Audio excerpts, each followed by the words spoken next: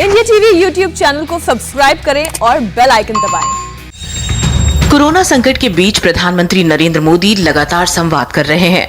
आज पीएम मोदी ने अपने संसदीय क्षेत्र वाराणसी के डॉक्टरों से सीधा संवाद किया। डॉक्टरों से बात करते हुए पीएम मोदी भावुक हो गए।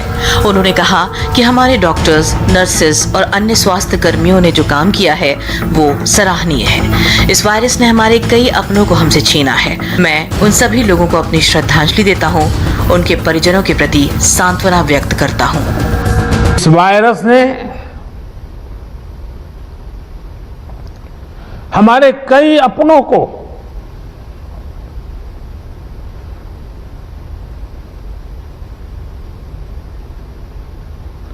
हमसे छीना है।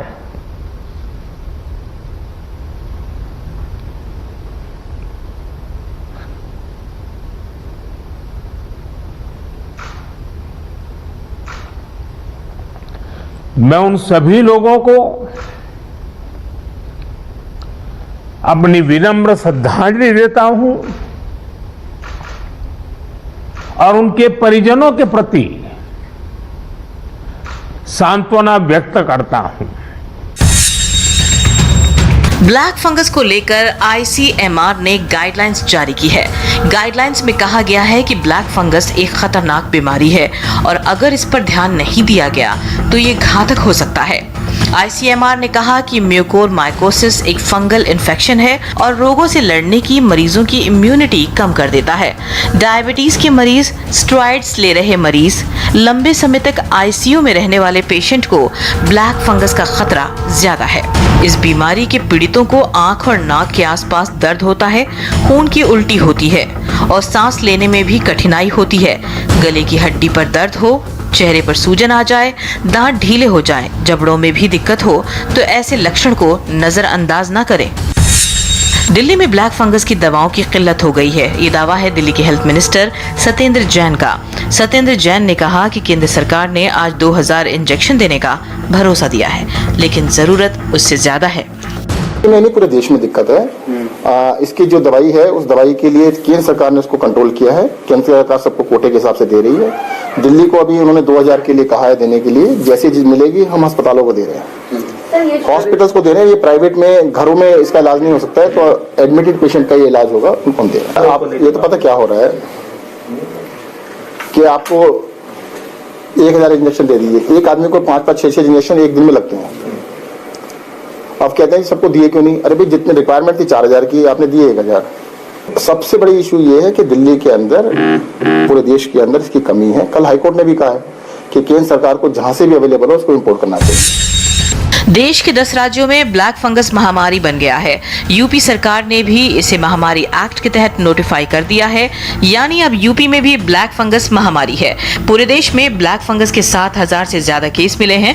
महाराष्ट्र में 2000 से ज्यादा केस मिले हैं। 90 लोगों की जान गई है। नासिक में एक महीने में 8 लोग ब्लैक फंगस का शिकार हो चुके हैं और 145 लोगों का इलाज जारी है। देश में ब्लैक फंगस को महामारी घोषित करने वाले राज्य राजस्थान, तमिलनाडु, गुजरात, पंजाब, हरियाणा, तेलंगाना, ओडिशा, असम और उत्तर प्रदेश है। आजकल ब्लैक फंगस के बारे में बहुत चर्चा है और इसके केसेस भी जो है देश में स्थान स्थान पर आ रहे हैं। सरकार के माध्यम से, उसके संदर्भ में एक्सपर्ट्स के माध्यम से सभी संबंधित जानकारियां दी जा रही हैं।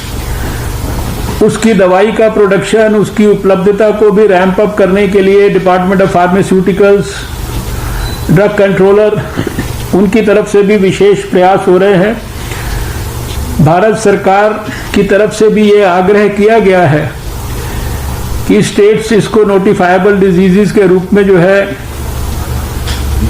इसकी जानकारी दें और इसको सुनिश्चित करें कि हर एक केस जो इस संदर्भ में देश में आ रहा है वो हमारे नोटिस में आ जाए। मुंबई के समंदर में बार्ज 305 में हुई मौतों के मामले में एफआईआर दर्ज हो गई है। बार्ज 305 के कैप्टन राकेश बल्लभ और अन्य पर एफआईआर दर्ज कराई गई है। ये FIR barge 305 captain Rakesh Ballabh और अन्य के खिलाफ दर्ज हुई है। बार्ज इंजीनियर मुस्तफिजुर रहमान ने लापरवाही की शिकायत की थी और कहा था कि मौसम विभाग से चक्रवात की जानकारी मिलने के बावजूद राकेश बल्लभ ने कोई व्यवस्था नहीं की। नमस्ते, मैं हूं मीनाक्षी जोशी। वीडियो और खबरों से अपडेट रहने के लिए India TV YouTube channel subscribe करें, बेल आइकन दबाना ना भूलें। जुड़े रहें इंडिया टीवी के साथ।